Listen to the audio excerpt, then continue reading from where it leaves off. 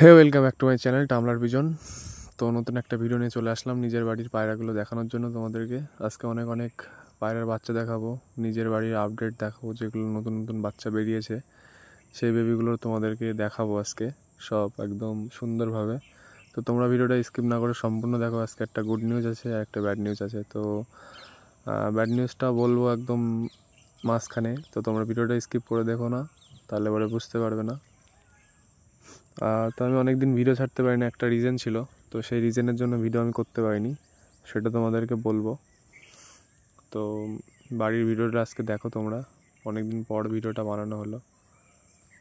কত সুন্দরভাবে বাড়ি এসে দেখি, মানে আমি এতটাই সারপ্রাইজ হয়েছি বাড়ি এসে। আমি গিয়েছিলাম একটু শিলিগুড়িতে, ঠিক আছে? তো কেন গিয়েছি সেটা আমি বলবো। তো তার আগে বলি, বাড়ি এসে আমি একটা সারপ্রাইজ পেলাম। তো এখন দেখতে পাচ্ছ, আশা করি বুঝতে পেরেছো সারপ্রাইজটা কী। একটা ইউনিক কালার, ঠিক আছে, মানে ইউনিক বিস্কুট না বালি, এটাকে ক্রিম বিস্কুট বলতে পারো, ঠিক আছে তোমরা। আর একটা উঠেছে তোমার পুতুল ফ্যাশার যাকে বলে, আর ওদের মা বাবা এই যে দেখতে পাচ্ছ পুতুল বালি, একদম লাইট কালারের ভিতরে পুতুল বালি, সুন্দর দেখতে দুটোই। তো এটা এর বাবাটাকে তোমার বাংলাদেশে দেওয়ার কথা আছে, এবার যদি দিতে পারি অবশ্যই ব্রাদার তোমাকে আমি দেবো আর সাহায্য করবো তোমাদের। ওখানে পাওয়া যায় না আমি জানি, বাট আমি চেষ্টা করব তোমাকে দেওয়ার। তো তুমি যদি ভিডিওটা দেখে থাকো অবশ্যই কমেন্ট করে দিও, ঠিক আছে? আর ওর মা হলো লাইট কালারের বিস্কুট, কালো বর্ডার বলতে পারো। আর এখানে দেখতে পাচ্ছ দিন দিন কালার চেঞ্জ হয়ে যাচ্ছে। ওই যে বালি নেবে বললাম যে বন্ধুটা, তারই পায়রাই দুটো, ঠিক আছে, সেই নেবে। তো এটা দুঃখজনক। আমি তোমাদেরকে আগের থেকেই বলি, যারা পায়রার বাচ্চা নেবে তারা আগের থেকে বুকিং করে রাখবে, নাহলে আমি দিতে পারবো না।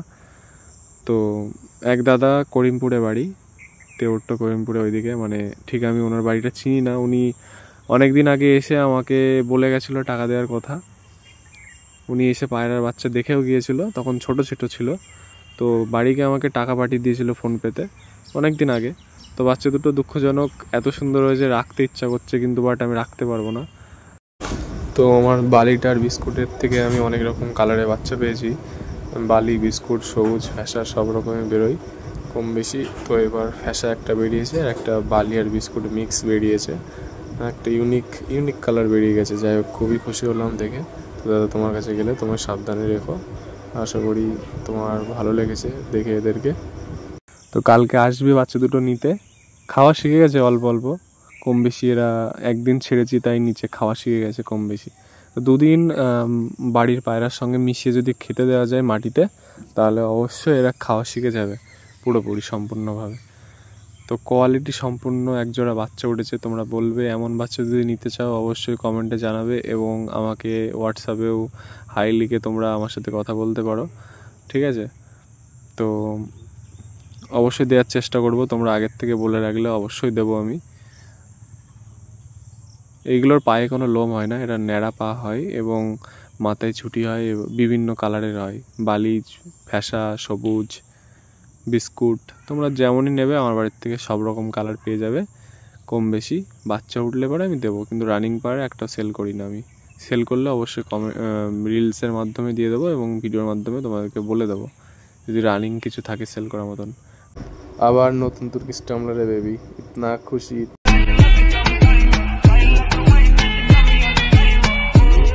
এবার তোমাদেরকে দেখাই, নিচে কিছু পায়রা ছাড়া হলো, আর এখানে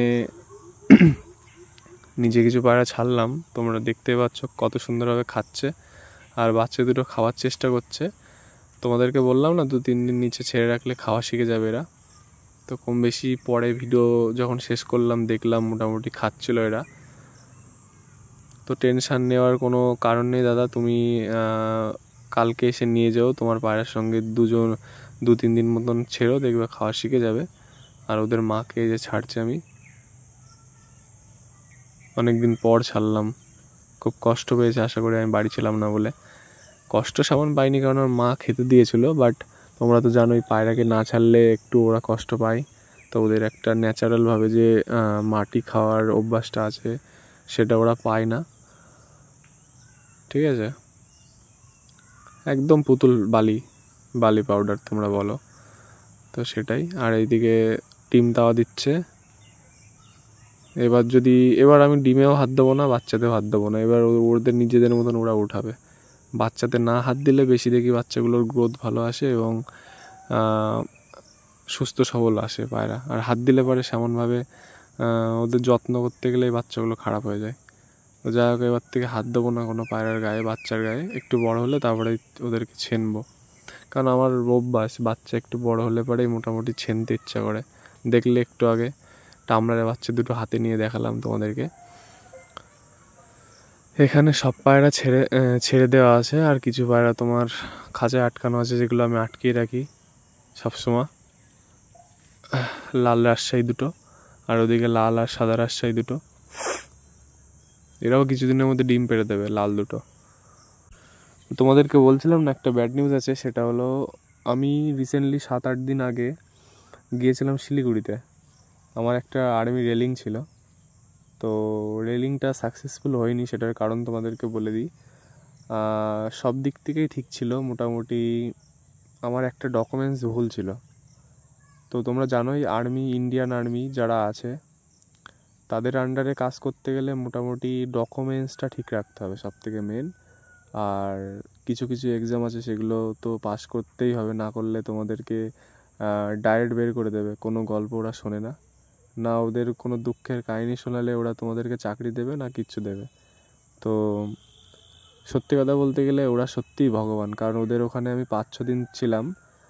তো ওদের যে বডি ল্যাঙ্গুয়েজ, ওদের যে পরিবেশ, ওরা যেখানটায় থাকে এতটা সুন্দর। আর সব থেকে বড় কথা হলো, আমার সঙ্গেই দৌড়তো আমারই একটা নিজের বন্ধু হয়, সে এখন ওখানেই ডিউটি পড়েছিল সেদিনকে। তো সব থেকে খুশি ওখানে হয়েছিলাম যে একসঙ্গে দৌড়াতাম, একসঙ্গে প্রাইভেটে যেতাম, ঠিক আছে।